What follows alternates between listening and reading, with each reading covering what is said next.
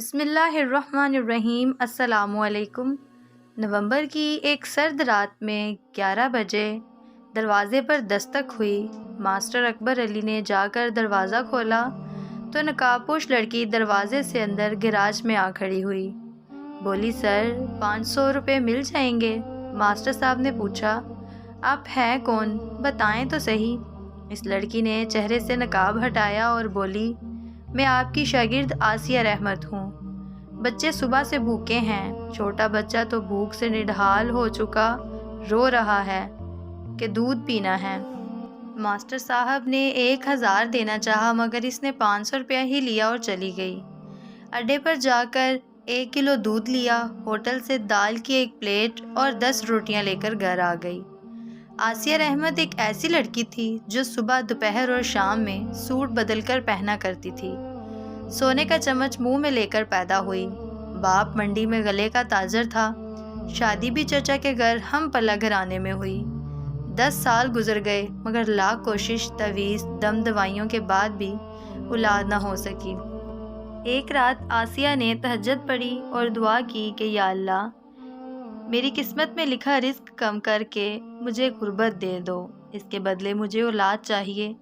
میں ہر صورت ماں بننا چاہتی ہوں، مجھے رزق اور مال و دولت کی ہرس نہیں ہے۔ اگلی صبح خاوند کو دل کا دورہ پڑا اور دکان پر وفات ہو گئی۔ سارا کاروبار 3 بھائیوں نے سمیٹ کر بیوہ کو یہ کہہ دیا کہ وہ مقروض تھا۔ آسیہ کی شادی اس کے ایک نکھٹو اور جواری دیور سے کر دی گئی۔ شادی کے بعد وہ نشے بھی کرنے لگا۔ اللہ نے 7 سال میں 3 بیٹے اور 1 بیٹی دی۔ خاوند اب نشے کی اس حالت میں ہے کہ بازوؤں پر بلیڈ سے کٹ لگا کر ان کے اوپر کوئی پاؤڈر ڈالتا ہے، ٹیکے لگاتا ہے۔ گھر بیچ کر جوئے میں ہار چکا ہے۔ کرائے کا مکان ہے جس کا کرایہ آسیہ لوگوں کے گھروں میں کام کر کے ادا کرتی ہے۔ ہمارے حق میں کیا بہتر ہے وہ ہم سے زیادہ ہمارا خدا جانتا ہے۔ جب ہم تقدیر کو بدل دینے کی دعا کرتے ہیں تو وہ دعا اگر قبول ہو جائے تو حالات آسیہ جیسے بھی ہو سکتے ہیں۔ ایک نعمت سے محرومی نہ جانے کتنی محرومیوں اور آزمائشوں سے ہمیں بچا رہی ہوتی ہے، اور اس ایک چیز کے حصول میں اپنا سب کچھ داؤ پر لگا کر خدا کے لکھے کو بدلنے کا اس سے ہی سوال کر رہے ہوتے ہیں۔ ایک اسپیشل بچے کی ماں چاہتی تھی کہ اس کا بچہ ٹھیک ہو جائے یا مر جائے۔ اس نے خدا سے یہ دن رات یہ دعا کرنا شروع کر دی۔ بچہ وفات پا گیا۔ خاوند نے دوسری شادی کر کے اسے طلاق دے دی کہ اس سے اگلا بچہ بھی معذور ہی ہوگا۔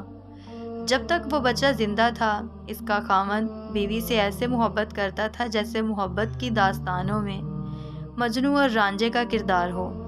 کبھی بھی آزمائش یا مشکل منہ سے نہ مانگے۔ ایک خاص نعمت کے لیے میسر نعمتوں کے چھن جانے کی دعا نہ کریں۔